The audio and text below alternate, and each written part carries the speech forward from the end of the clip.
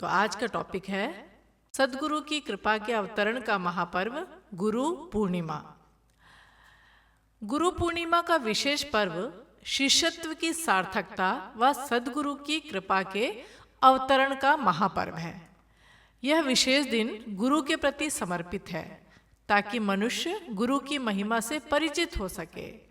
साथ महर्षि वेदव्यास के नाम से इसका नाम व्यास पूर्णिमा पड़ा है और यह सबसे बड़ी पूर्णिमा मानी गई है जो व्यक्ति को परमात्मा के वास्तविक ज्ञान का साक्षात्कार करने की ओर अग्रसर करती है। इसीलिए इसे गुरु पूर्णिमा कहते हैं।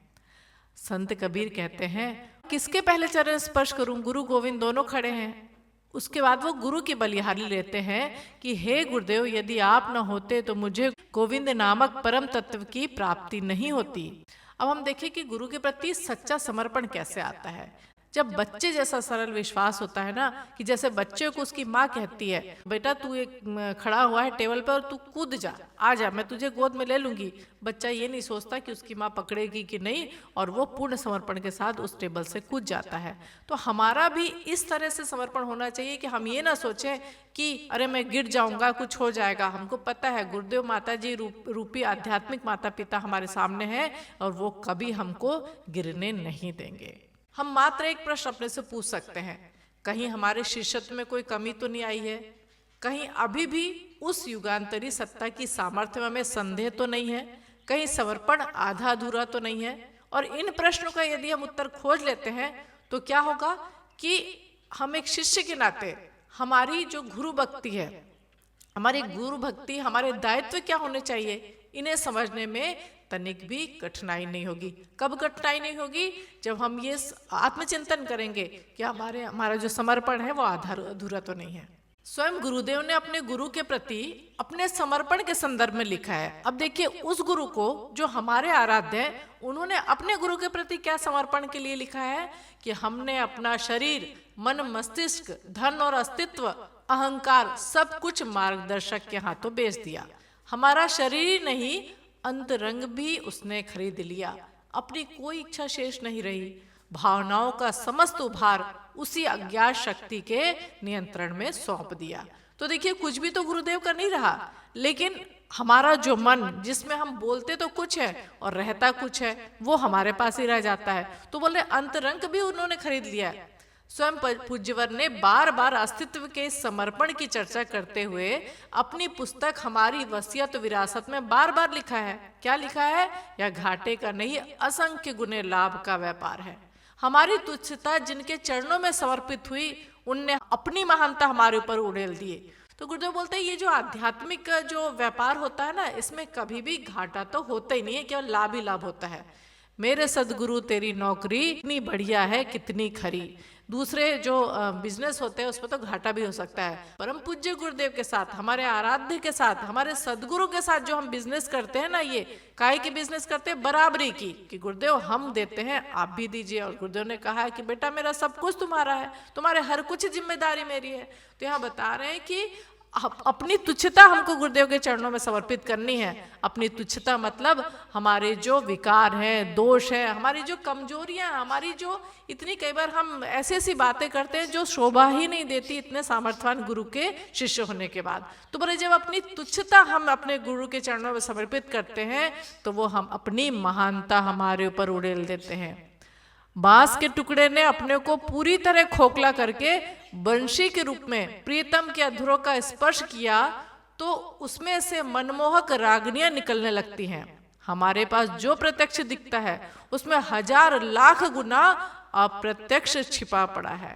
यह हमारा उपार्जन नहीं है, विशुद्ध रूप से उस मार्गदर्शक सत्ता का ही अनुदान है जिसके साथ हमारी आत्मा ने विवाह कर लिया।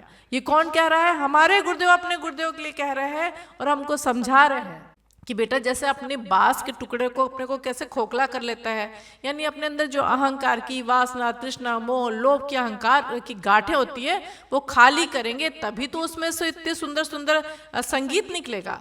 तो गुरुदेव बोले, जो दिख रहा है कि अरे मैं तो इतना सामर्थ्यवान हूँ, तुम लोग बोलते हो, ऐसे गुरु मिले हैं, महाकाल हैं, और जो विश्व को बदलने का दावा करते हैं, तो बोले ये तो जो दिखता है वो तो तुमको इतना सा भी नहीं दिखता है। बोले उससे लाख गुना मेरे पास जो है अप्रत्यक्ष रूप से छिपा पड़ा है। और गुरुदेव उस पर भी क्या बोल रहे हैं कि बेटा ये मेरा नहीं है, ये उस गुरुदेव की कृपा है। तो हमको ये समझना है कि हमारा समर्पण किस स्तर का होना चाहिए, यह पूज्यवर की लेखनी से दिए गए मार्गदर्शन से हम समझ सकते हैं।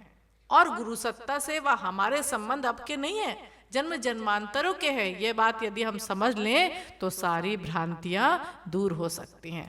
तो देखिए, अगर हम बोलते हैं कि गुरु पूर्णिमा आत्मचिंतन और आत्म समीक्षा का पर्व है, तो हमको ये सोचना चाहिए। और उन्होंने हमको अंगवय कहा है, कितना महत्व दिया है, जबकि हम क्या हैं, और वो क्या है, अखंड मंडलाकारम व्याप्तमेन चराचरम, जो अखंड है, सकल ब्रह्मांड में समाये है, चर अचर में है, उस के तत्व रूप में जो मेरे भीतर प्रकट होकर मुझे साक्षात दर्शन करा दे, उन सदगुरु को नमन है। इसलिए तो उन्होंने अंगवय कहा है।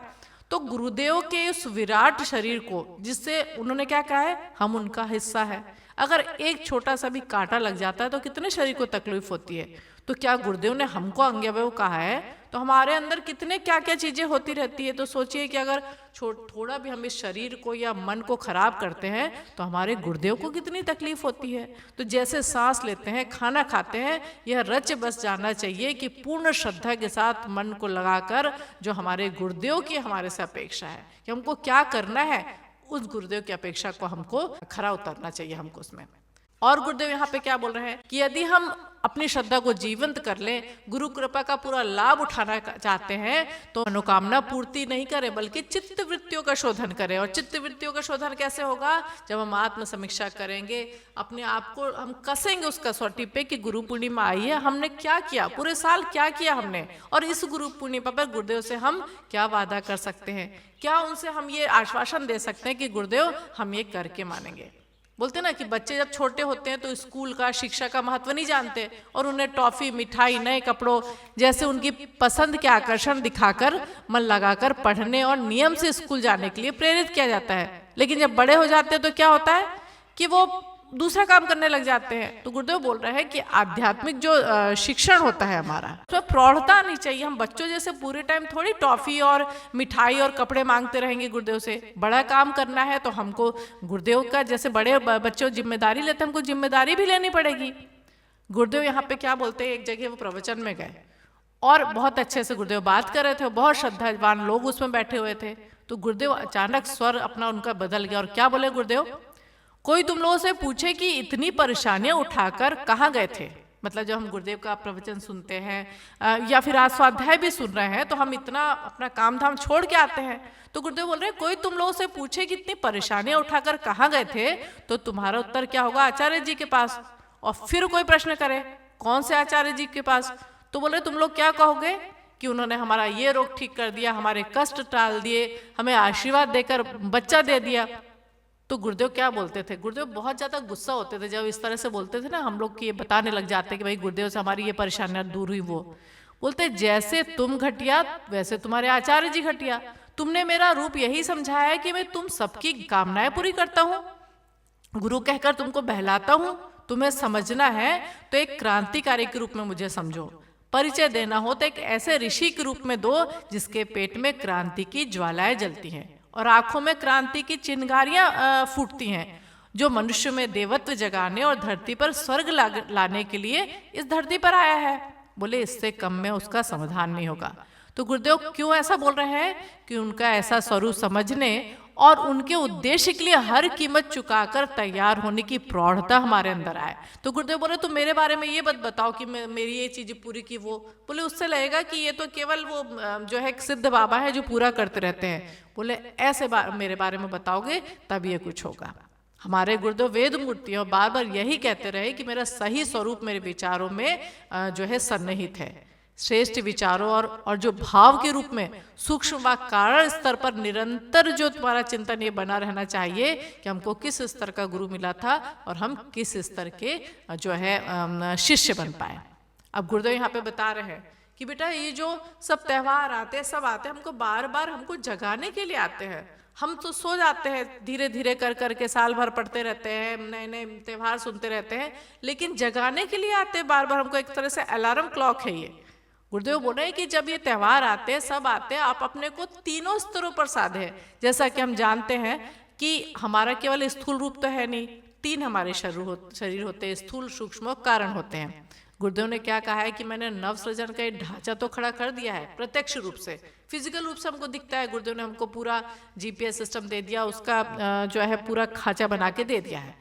लेकिन यहाँ पे गुरुदेव क्या बोल रहे हैं कि उसे परमानेंट, उसे पक्का करने के लिए, बल देते रहने के लिए जो है सूक्ष्म रूप से यानी विचारों के स्तर पर और कारण स्वरूप से यानी भाव संवेदना के स्तर पर आप अपने आप को पक्का करें। अब क्या करना है, स्थूल रूप में गुरुदेव ने कहा है उपासना, साधना, आराधना हमको नियमित रूप से करना है और स्थूल कर्मकांड भी करते रहना है, लेकिन उसके पीछे जो व्यवहारिक ज्ञान है उसको अपने जीवन में अपनाना है। सूक्ष्म स्तर पर क्या करना है हमको कि जब हम बात करें, क्योंकि सूक्ष्म स्तर का मतलब होता है विचार, हमारे विचार कैसे, किस रूप में वो पहुंचा रहे हैं, तो बोले उद्वेग रहित होके, यानी मतलब एक जो बोलते हैं ना कि हाइपर होके नहीं बोलना है कि बहुत ज्यादा जोर से या जोश से, ना स्वयं को उद्वेग हो और ना सुनने वालों को कि एकदम जोश में आके बात बोल गए लेकिन उसमें जान नहीं है। अपने वचनों को सत्य, प्रिय और हितकारी बनाने का प्रयास करें। गलत विचार हमें प्रभावित ना कर पाए और श्रेष्ठ विचारों की जो सीमा है वो साथ में रहे। तो गुरुदेव क्या बोल रहे हैं, सोच समझ के बोला जाए और कथनी करनी एक रखी जाए जीवन में, तब विचार सही निकलते हैं।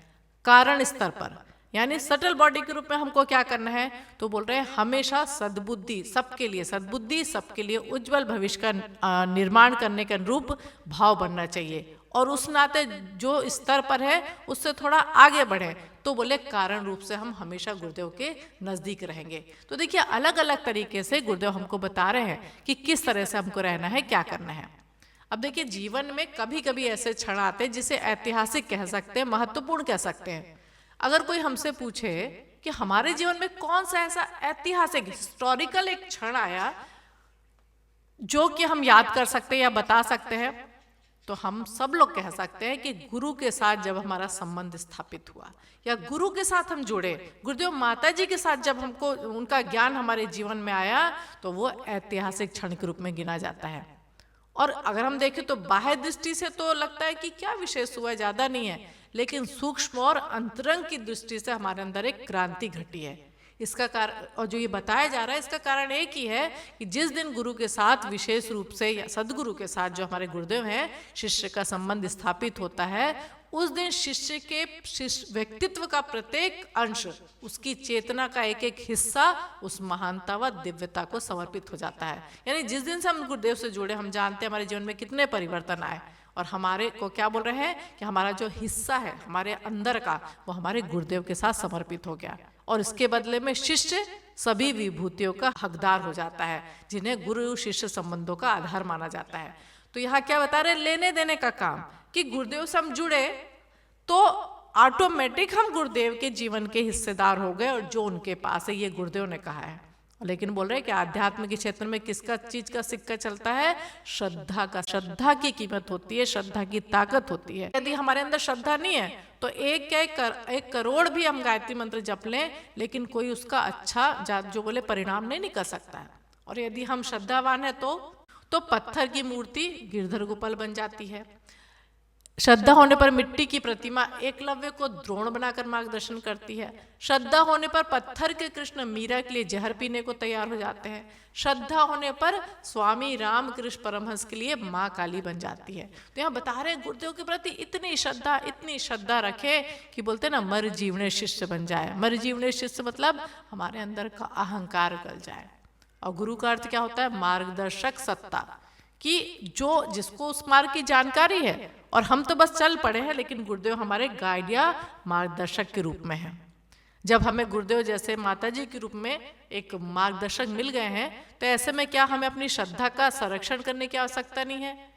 गुरु पूर्णिमा का पर्व श्रद्धा की अभिव्यक्ति को पुनर्जीवित करने का पर्व है। कई बार जीवन में इतने सारे ऐसे क्षण आते हैं, ऐसी कठिनाइयां आती हैं, ऐसे पल आते हैं कि हमको कई बार श्रद्धा डगमगाने लगती है। तो बोले कि पुनर्जीवित करने का पर्व है। ट्रांसफार्मर से बिजली का तार जुड़ता है तभी तो उसमें इलेक्ट्रिसिटी बहती है। हमें भी गुरु चेतना के साथ अपनी अंतः चेतना को इस स्तर का जोड़ें ताकि हमारे चिंतन, चरित्र, व्यवहार में उनकी ऊर्जा प्रवाहित होती रहे। तो कितने गजब की बातें हैं। बोल रहे हैं ना कि ट्रांसफार्मर, गुरुजी तो पावर हाउस है, लेकिन कई बार वो तार कट जाता है और हमारे अंदर वो उनके विचार, चिंतन और सब चीजें बहना बंद हो जाती है।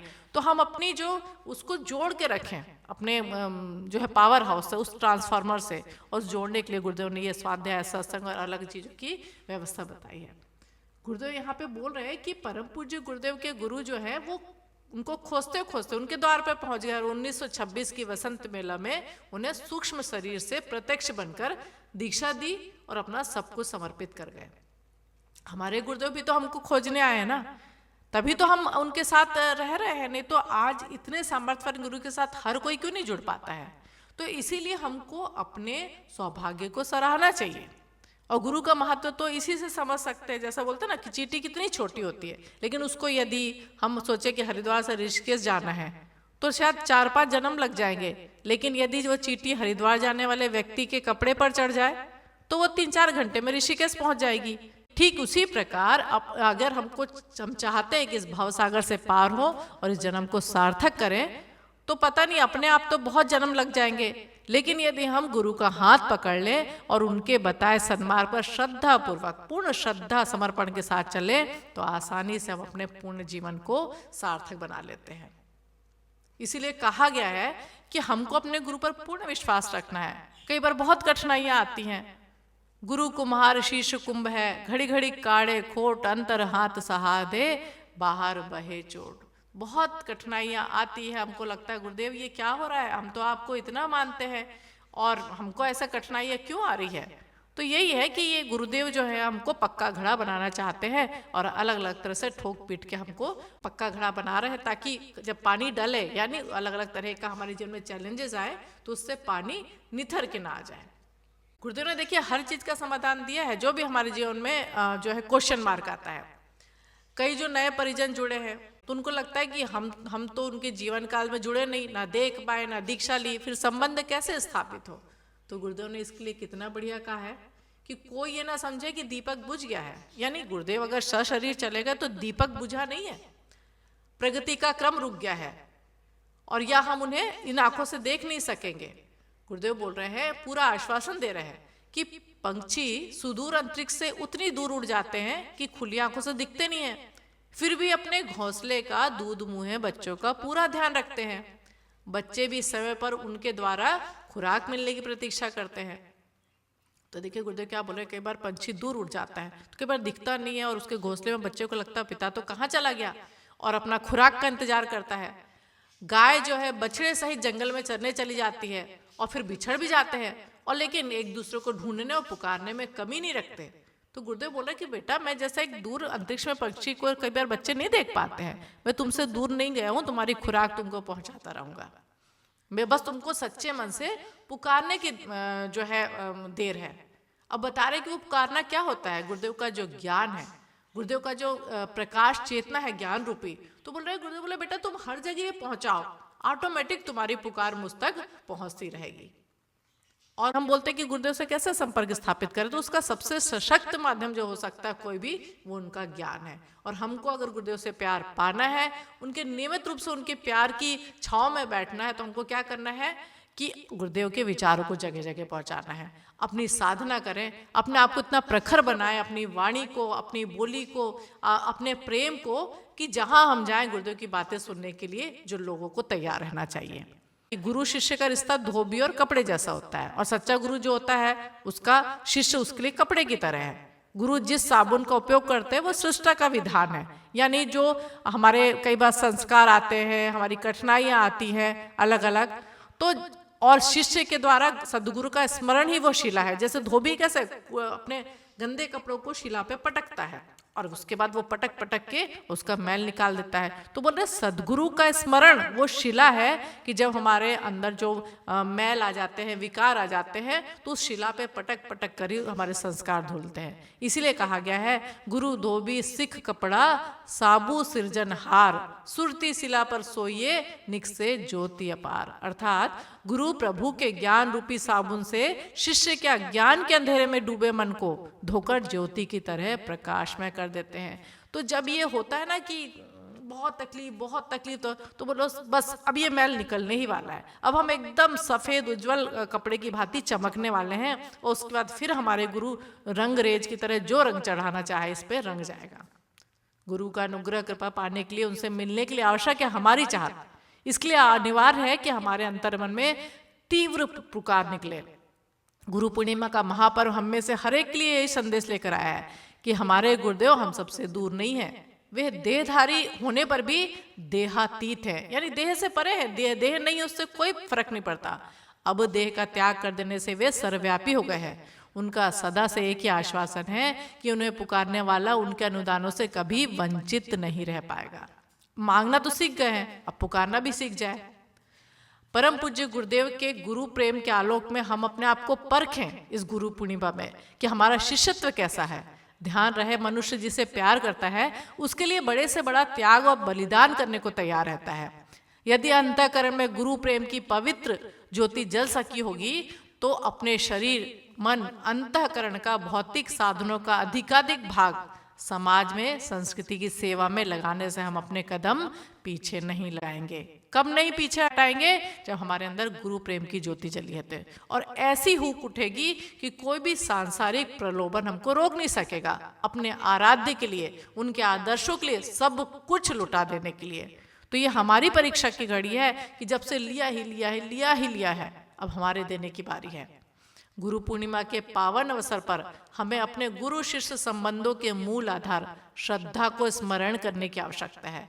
वह याद करने की आवश्यकता है कि हमने अपनी श्रद्धा को गुरु को समर्पित किया है। उनका जीवन उत्कृष्टताओं व सत प्रवृत्तियों की परिभाषा थी, और ऐसे महान व्यक्तित्व के पद चिन्हों पर चलकर ही जीवन को हम श्रेष्ठ बना सकते हैं। हम सौभाग्यशाली हैं कि हम ऐसे सदगुरु के शिष्य हैं। इसलिए बार बार कहा जाता है कि शिष्य गुरु से कभी अलग नहीं होता। गुरु विशेष रूप से कभी अलग नहीं होता, और उनको हमारे पल पल की खबर है। इसलिए हमको कोई रोज के रोज अर्जी लगाने की जरूरत नहीं है। गुरुदेव ने तो कहा है कि जब कभी असहाय तुम अनुभव करोगे तब हमारा स्नेह ममता साथ होगा। आर्त स्वर में जब कभी कुछ भी कहोगे, घाव पर मरहम लगाता हाथ होगा। तो ये जो गुरु पूर्णिमा का पर्व है, यह आत्म समीक्षा का पर्व है, और इसको अनुशासन का पर्व कहते हैं। गुरुदेव कहते हैं कि गुरु पर्व पर हर शिष्य को अपनी साधना की कसौटी पर कसना चाहिए अपनी साधना को, और यह हिसाब लगाना चाहिए कि हमने गुरु द्वारा निर्धारित अनुशासनों को, अनुपालन को, अपनी क्षमता को कितना विकसित किया। जो साधक इस प्रकार आत्म समीक्षा, आत्मशोधन, आत्मनिर्माण तथा आत्म विकास में जितना सफल होगा, वह उसी अनुपात में गुरु सत्ता का प्यार प्राप्त कर सकेगा। इसलिए कुछ ऐसा करें जिससे हम स्वयं कृतकृत हो और हमारे गुरुदेव का हृदय भी गदगद हो उठे। तो गुरुदेव कहते हैं कि गुरु के अनुग्रह से प्रभावित होकर उनका यशगान करने वाले शिष्यों की तो कमी नहीं है, लेकिन गुरु की आंखें किसको खोजती है? यशगान करने वाले शिष्यों की भीड़ में से उन समझदार शिष्यों को खोजती हैं जो गुरु की प्रशंसा करने से अधिक ध्यान उन्हें प्रसन्न करने पर होते हैं। और वह कैसे प्रसन्न होंगे? उनके विचारों को विश्वव्यापी बनाने में हम जुट जाएं। गुरुदेव यही प्रार्थना है कि मालिक तेरी रजा रहे और तू ही तू रहे, बाकी ना मैं रहूं और ना मेरी आरजू रहे। ओम श्री गुरुवे नमः। ओम शांति।